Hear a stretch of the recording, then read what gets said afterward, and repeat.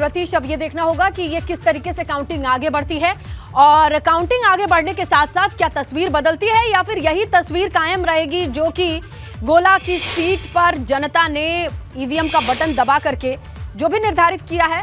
कितना और वक्त लग जाएगा वैसे रतीश पूरी काउंटिंग खत्म होने में? अभी तक 3 राउंड की काउंटिंग से ऐसा लगता है कि जल्दी नतीजे आएंगे।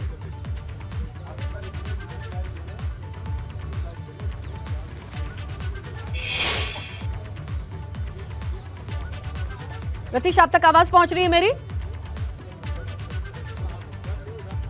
तो हमारे सहयोगी रतीश ग्राउंड पर हैं और ये बता रहे हैं कि तेजी से काउंटिंग का काम चल रहा है, शांति व्यवस्था तमाम चीजें दुरुस्त हैं। इसके अलावा दोनों प्रत्याशियों को आप देख सकते हैं और विनय तिवारी, अमन गिरी मुकाबला है, लेकिन शुरुआती 3 राउंड में अच्छी खबर आ रही है अमन गिरी के लिए, जहां पर उन्हें अच्छी खासी बढ़त मिली हुई है।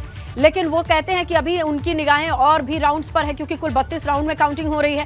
ऐसे में सिर्फ 3 राउंड की काउंटिंग से मिली बढ़त से वो बहुत खुश नहीं नजर आ रहे हैं। उनका ये कहना है कि अभी और काउंटिंग का इंतजार कीजिए, तस्वीरें और क्लियर होंगी। 3800 वोट काफी होते हैं, फिलहाल तो आगे चल रहे हैं, लेकिन काउंटिंग भी तेजी से आगे चल रही है। और आगे चलती हुई काउंटिंग किसे आगे लेकर के जाएगी, गोला की जनता ने किस पर विश्वास जताया है और इस सीट का कौन विजेता घोषित होगा, विजय तिलक किसके माथे पर होगा, ये स्पष्ट हो जाएगा। थोड़ी और इंतजार की जरूरत है क्योंकि 3 राउंड में तस्वीरें पक्ष में दिखाई दे रही है अमन गिरी के। आने वाले 32 राउंड में से 3 राउंड तो जा चुके हैं, बाकी कितने और राउंड होंगे जिससे ये क्लियर हो जाएगा कि हाँ अब विजयश्री किसके पाले में है।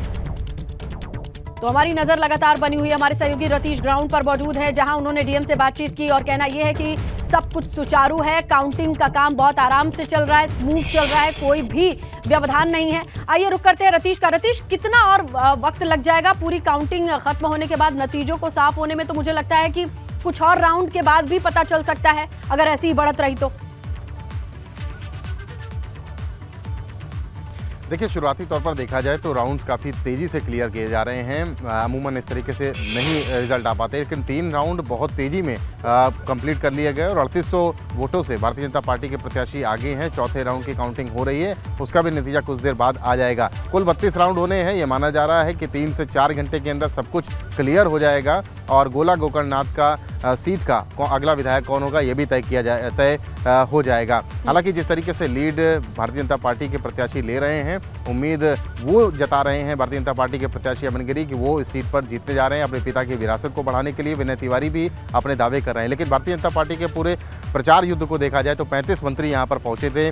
सुरेश खन्ना को, जो वरिष्ठ मंत्री हैं उत्तर प्रदेश सरकार में, उनको उतारा गया था। खुद मुख्यमंत्री यहाँ पर पहुंचे थे, लेकिन समाजवादी पार्टी की तरफ से राष्ट्रीय अध्यक्ष अखिलेश यादव प्रचार करने नहीं आए थे। हालांकि उपचुनाव में राष्ट्रीय अध्यक्ष समाजवादी पार्टी अखिलेश यादव प्रत्याशी नहीं जाते हैं प्रत्याशी के प्रचार करने में। रामपुर में हमने देखा था, आजमगढ़ में भी देखा था, यहाँ पर भी वो नहीं आए। लेकिन जो भारतीय जनता पार्टी के प्रत्याशी अभी फिलहाल लीड समाजवादी पार्टी पर बनाए ज़रूर हुए हैं। प्रचार युद्ध में भारतीय जनता पार्टी को माहिर माना जाता है। तमाम पूरी एक फहरिस्त होती है, बड़े वीआईपी जो नेता होते हैं, बड़े नेता होते हैं, उनको उतारा जाता है। और लखीमपुर की सीट पर भी पूरी ताकत झोंकी गई थी। लड़ाई भारतीय जनता पार्टी हमेशा कहती है कि लड़ाई लड़नी है तो पूरी ताकत से लड़ी जाए, आधी अधूरी लड़ाई वो नहीं लड़ते हैं।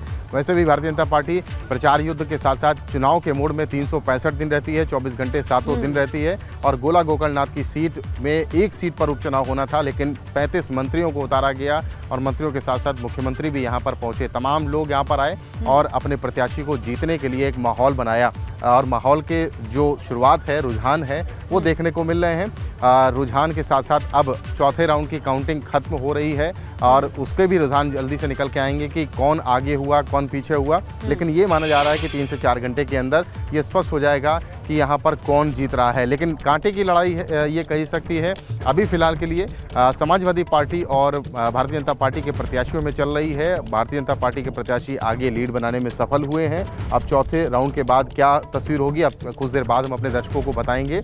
लेकिन शुरुआती तौर पर भारतीय जनता पार्टी के प्रत्याशी ने सपा पर लीड जरूर बना ली है।